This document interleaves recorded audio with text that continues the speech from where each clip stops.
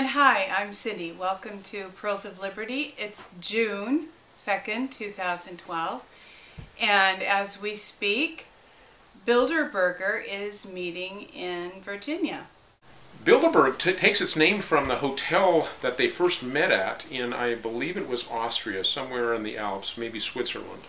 And that was in the 1950s or possibly even in the late 40s. And this is the group of the people that had already set the stage for World War II and were planning to capitalize on it and to basically run the world since then, and that's what they've been doing. And now that we're at their end game, where they're planning their whole planet takeover, and their agenda is obvious to anybody that's paying attention, and people that are awake know that they're meeting. They have tried always in the past to keep their meetings secret, and if anybody talked about them, you were a conspiracy theorist. But now it's pretty much a declaration of ignorance if you call people conspiracy theorists who are outraged about Bilderberg and the Bilderberg meetings and groups and whoever is in that. Basically, the high-level people involved are the crown heads of state in Europe, England, the Netherlands, Rockefellers, Rothschilds, global bankers, Kissinger, their high-level minions such as that, George Soros, and they have had an agenda with long-term plans for the last several decades, and they are eugenicists. They're planning to kill off the majority of people because all they really wanted was to harvest their technology out of that so that they could live their comfortable life with life extension technologies, merge with machines, as Ray Kurzweil says, and that's their future. It doesn't have anything to do with us. We're used and ready to be dumped out with the trash, and believe it or not, if you haven't looked into this before, that's what vaccines are a major part of helping to happen, and that's why people like Bill Gates, who is a member of this elite club, are huge backers of vaccines. Anyway, the deeper you dig, the stranger the rabbit hole gets, but this is a great entry point. The Bilderberg meeting happens once every year. This year it's again happening, as I believe it was 4 years ago, in Chantilly, Virginia, at a Marriott hotel there, and you have people like Alex Jones, Luke Rudkowski live streaming there, and it's great for increasing awareness. So tune into the alternative media. We've been tuned into Luke's live stream on Ustream, and watch what's going on. You see the police there that are sort of protecting the cars going in, and you have protesters bullhorning various things to the police, educating them about that they shouldn't be protecting criminals. They should be arresting them. So this is a great point of awareness, but don't let it stop there with you. Do your own research, do a little digging, and we're regular listeners to Alex Jones and tune into other truth streams on the internet and keep ourselves informed that way. We're pretty much tuned out of anything mainstream media except as to monitor whatever's they're covering. But this is a great entry point, so take advantage of it. Do your own research, do your own digging. This thing is real. The planetary conspiracy is real. It's not just a kook thing. If you think about it, history is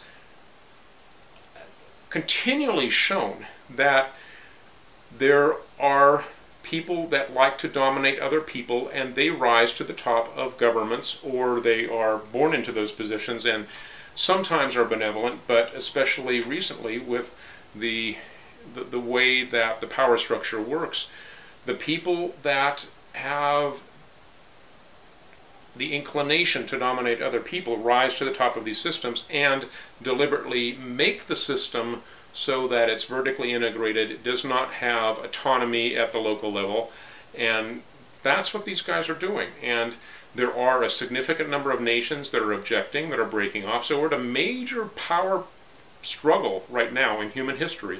Increasing levels of awareness, increasing national opposition. Just a little tidbit I read this morning was that India is one of the largest backers of Iran in the form of buying their oil, purchasing their oil. They're not buying into the let's freeze out Iran because they're not a member of the banking cabal. They haven't submitted their autonomous and sovereign government to the global elites banking debt-based money system. So there are signs of independence, like India and other nations. China is kind of straddling the fence in the sense that they're not, it's all about power and development for them, but they don't like, and Russia doesn't like, the domination that the Anglo-American banking establishment has. So it's all about banking. Bilderberg is a front door into that.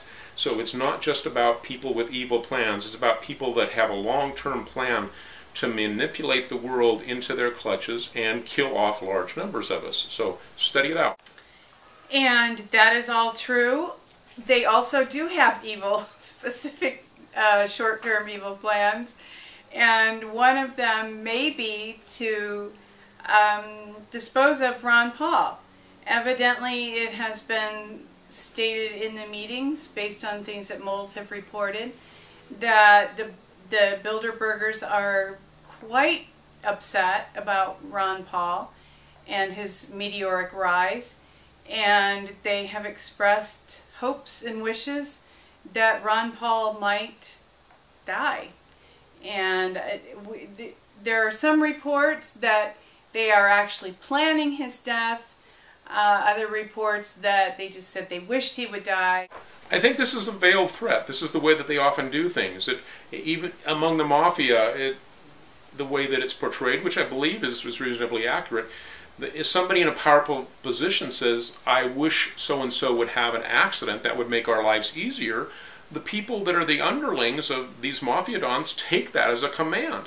That's the way it is in the global power structure. One of the first times in history that I'm aware of a major event that happened like this, it might not have even been intended by King Henry in England, but when he said, won't someone rid me of that meddlesome priest, that's quoting a line from Beckett with a very well-known movie, Peter O'Toole and Richard Burton, one of my favorite movies from my childhood, that was taken by the king's servants, knights, as a command, and they did it. This is the way the power structure works at the very high levels of power. So when someone says, it sure would be nice if Ron Paul was in a plane crash, that's the equivalent of saying, I sentenced this guy to death. I mean, it really is. So we have to take that real seriously.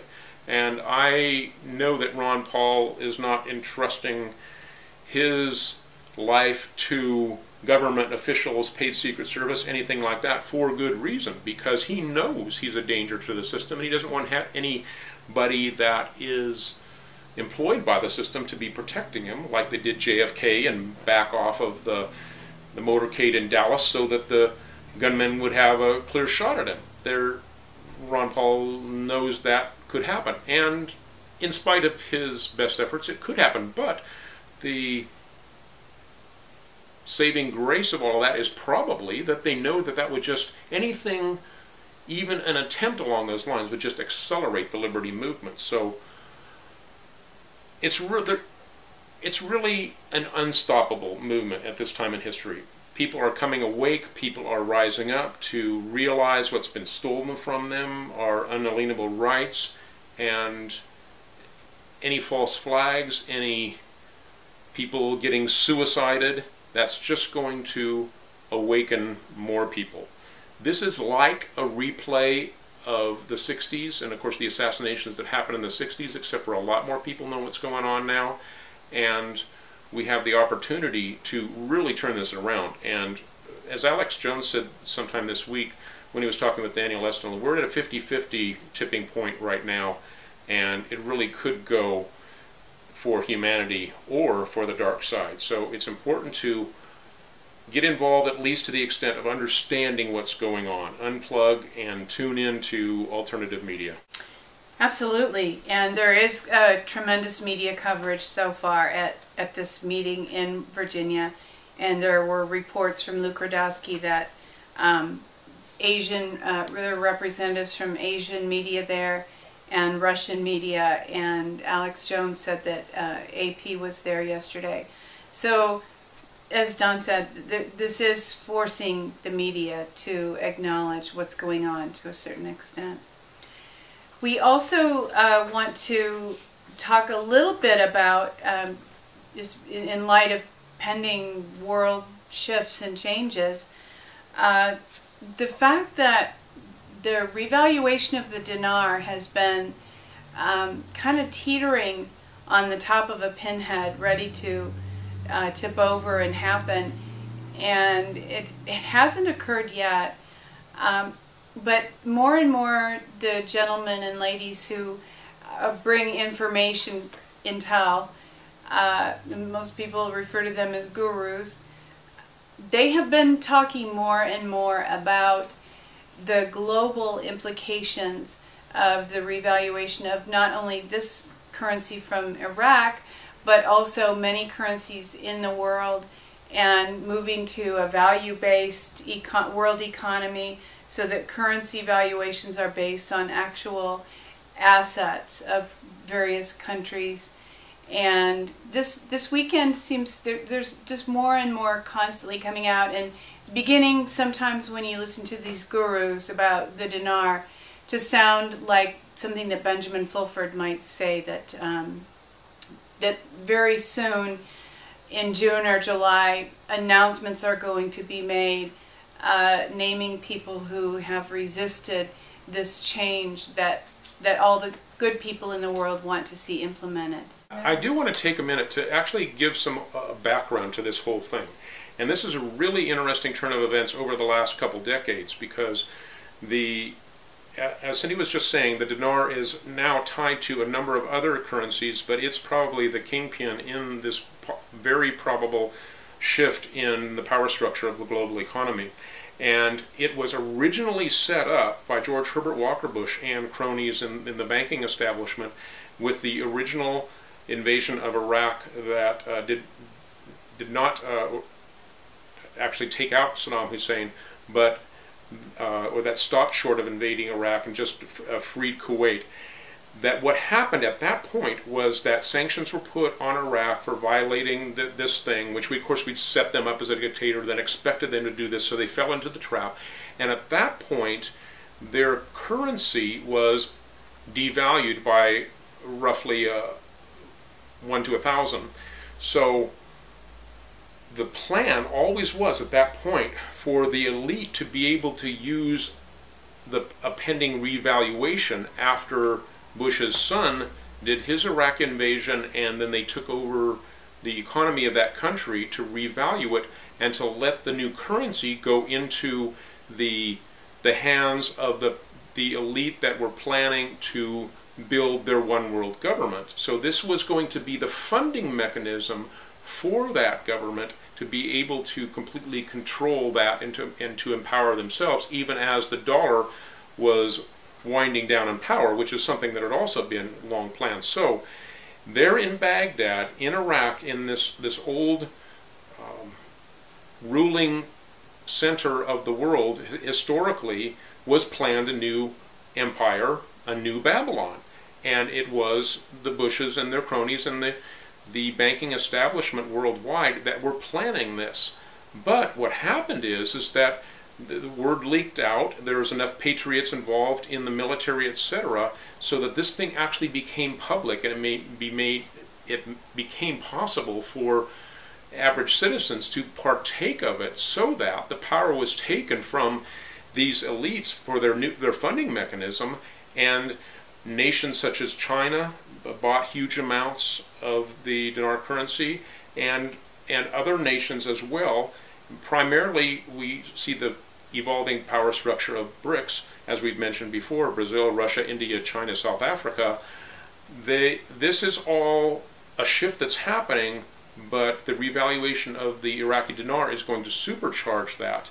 And now we are at a tipping point in which that power shift that was going to happen to empower the elites to build their global prison modeled after the old Babylon is going to be taken over or supplanted by a movement of the people for a meritocracy style of government. And this is what Cindy was discussing, having to do with the currencies being based on things of real value, and some of that is to abstract to some extent, like intellectual property or things that can be of value in a nation, natural resources, etc. So no longer fiat controlled by monopoly men, but a shift towards something that has real value based on the tangible goods. And this shift is going to be triggered by this revaluation. And there's a power struggle that's going on right now, but will probably be within the next several weeks. It's been said for a long time that this is going to happen yesterday. So we're not holding our breath, but on the other hand, the power brokers are losing control, and the power dynamic in the world is shifting. And I would encourage Christians to say that do not consider the victory of the enemy in the end times as something that is inevitable according to Bible prophecy. This is your brainwashing. The Bible does not say that there will be a global empire that will control everything. It talks about a power struggle, and we have that power struggle already. The position that we need to take as Christians is to stand up for the kingdom of God in the midst of that struggle, and we have a victorious bride in the book of Revelation. So that's the role that we need to step into. Doesn't mean there's not going to be persecutions and a great deal of sacrifice paid, but by no means are we to roll over and hide in caves, etc. So this is a very exciting time to live in, and fully engage both your mind and your spirit to be a part of what is happening. It is exciting, and one of the gurus did say, if the Vietnamese dong revalues before the other currencies, that we will know that the plan for good to take over has failed, and that at some point in the near future we would see that this would be a global takeover by the world elite if the Vietnamese dong revalues sometime before the Iraqi dinar. So we'll kind of keep tabs on that, but most people do not believe that that's going to happen. There is a lot of weight on what we think of as the good side, BRICS, the nations that Don mentioned earlier. They're all pulling for a just system.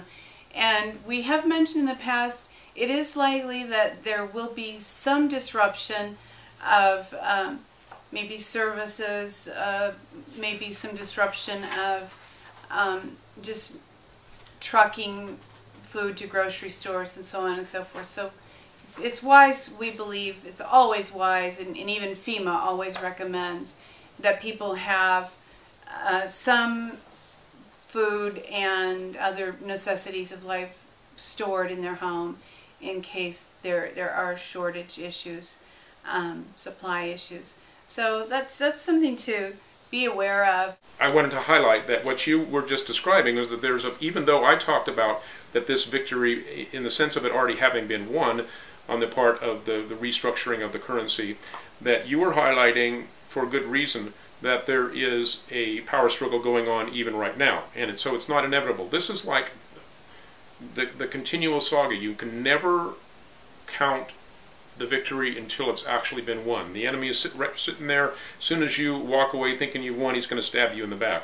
And this is like that. And I'll just read a couple sections that Cindy's highlighted from one of these exchanges having to do with this currency revaluation. And this is the one person talking that is connected with knowledgeable sources. And he says, look at this as a global situation. There are evil people trying to force the VND, which is the Vietnamese dong, through at $2 and the dinar through at $1. This is not good for us. I don't care how you slice it, and it is not good for the global situation. We want these all to go together because it is better for the world. Yes, it means we can't double dip, but I think people would be okay with that, yes. So what he's saying is that there's now a plan by the evil people to overvalue the dong and undervalue the Iraqi dinar, and what will actually happen, if that happens, is that will be bad even for the Vietnamese people, because their economy currently being mostly an export economy, their having a high currency value will actually hurt them. So because if a currency is overvalued in relative to the amount of its resources, then that becomes a hindrance. And if a currency is undervalued, like the Iraqi dinar at $1 instead of more, then that will actually hurt them. So these guys are continually trying to sabotage things. Okay, so here's more. If you guys want my take, we need to pray these go forward now and together. It's going to be better for all of us long term. So yeah, a $2 VND is good short term, but mark my words, it would be a very huge disaster within a few months. It's like when you were a little kid and your parents told you that you could either have $5 right now or $10,000 a week later. That's what we are looking at. Basically, if the VND goes at $2 without the dinar, then we know that the bad guys have control. And if the VND goes separately at $2, then the next thing will be the dinar at $1, and shortly after that will be a global takeover by the world elite. That is a road we do not want to go down. So with that summary, wanted to leave you with just exactly where we're at in that, and it really is like we really are at a tipping point on many fronts. And if that doesn't scare you, no, we really don't. We don't want to promote fear, but we do want to let you know about the zombies. Something to be afraid of. The zombies. Don and I should be set because we both scored really high in the Facebook quiz several months ago. Could you survive a zombie apocalypse? We both were considered survivors, so you might want to look up that quiz and take that quiz yourself. But evidently there have been a few episodes that appear as if people are behaving like zombies. Yeah, Cindy pointed out quite rightly that they're not real zombies because they didn't die and come back to life. So these are not real zombies like you see in the real movies. So this is something different. But okay, there's something going on here. There are about 3 or 4 of these incidents, and they are really, really scary and freaky. People eating the flesh of other people, people totally crazed, out of their mind, doing things that even the most heinous serial killer wouldn't do. They're just really strange. Well, the most likely explanation at this point appears to be that there's some kind of a new hallucinogen, LSD-like designer drug that somehow got into the system of these people. And there's different ways you can think about how that would happen. One incident I know of was a street person. Another incident was a mom who had some history of psychiatric care. And I don't know what all the other situations were. But I'm thinking that this is looking like a very possible psyop, because think of all the buildup about all the popularity of zombie movies recently. And then you find these incidents happening, and you find these drugs involved. Well, when was the last time we had a drug involved in some kind of a psyop? Think 60s and LSD. We know that came from the CIA. We know that was designed for a purpose. These people operate out of the same playbook. They just upgrade their game as they go along. So this new LSD-like drug, what it apparently does is it shuts down certain centers in the brain, shuts down the pain sensing ability, and it increases the temperature and the metabolic rate or something, so that you are just out of your mind and you have no inhibitions or control over the things that you would normally do. Those certain specific centers in the brain shut down biochemically. So I am suspecting, not outright saying, but that this might be some deliberate attempt to do some kind of a psych warfare thing. We know that these guys have had plans like Project Bluebeam that just seemed outrageous, where they're going to do an image of Jesus in the sky to convince everybody that the end has come, and other things like that on a huge, massive scale. Things like alien invasions that they have scripted and planned.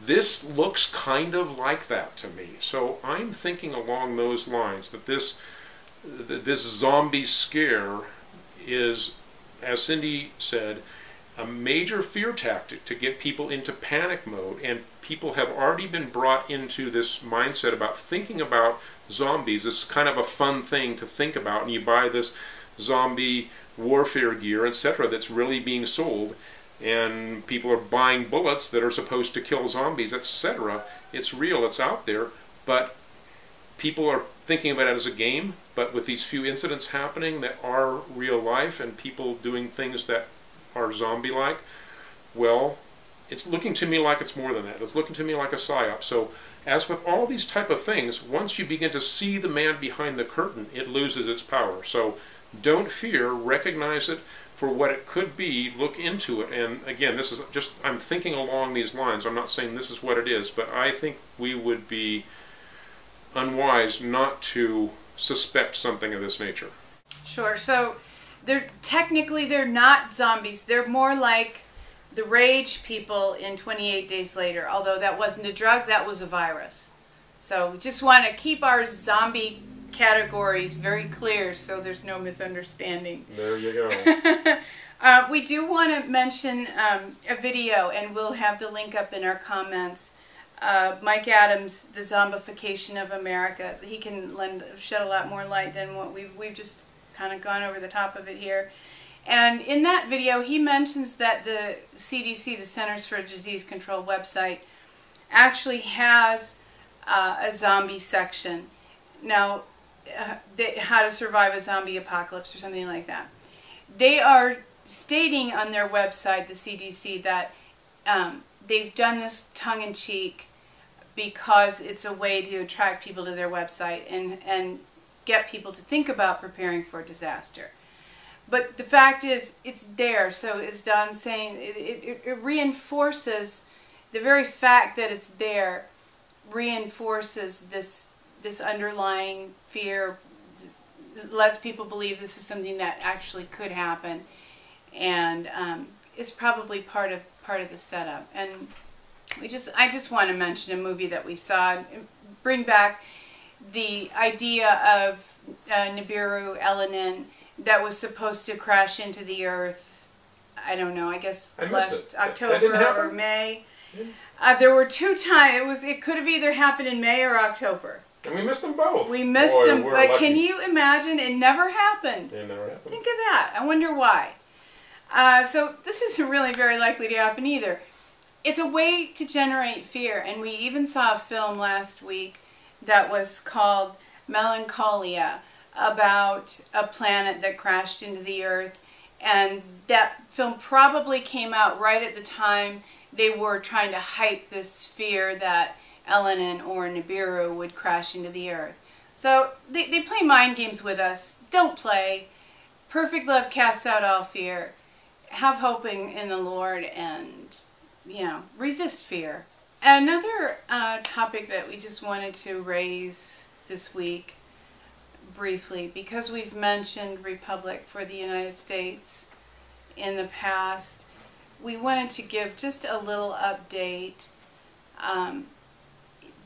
We're seeing some flaws there, some fault lines in the foundation that could really cause a collapse, and we want to continue our own philosophy / theology evolves, and as it does, we want to be honest with you.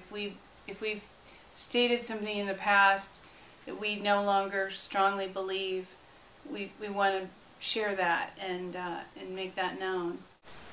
We've been sharing in the last few weeks that we had become aware of some of the work that another group was doing, known as the General Post Office, that had re-inhabited the Assembly, the Articles of Confederation, and they pointed out some flaws, and one of the clearest indications is of flaws in the Constitution is that you didn't have the same people that signed the Declaration sign the Constitution. The Articles of Confederation, repeating myself from previous weeks, but declared a perpetual union. All of the history books that you'll read talked about the Articles of Confederation becoming obsolete or superseded by the Constitution. It's more correct to see the Constitution as an overlay, and in particular to see it as a corporate overlay, because it is a corporate trust document, and King George has the office of treasurer in that original trust document per the Treaty of Paris, 1783, I believe, which declared the United States with a lowercase t prior to the Constitution. The Articles of Confederation declares the name as the United States with a capital T. And those things are very significant in law. When you're dealing with a world of entities, the naming must be exact. So anyway, this group has re-inhabited the Articles, and the governor of, or the interim governor of the state of California for the Republic, a man that we admire, Ken Cousins, announced this week that he was leaving, stepping down, would be in the process of rescinding anything with his signature in that office and stepping down from that in order to pursue relationship with this other group. And I don't want to put words in its mouth, I'm probably not phrasing it exactly right, but what the hope was for the Republic to be able to form a union, to form a bridge, to be able to fill the gaps that had been missing from both of these groups, to be able to come together because the goals are the same. Unfortunately, that didn't happen. And there's people that are posturing, trying to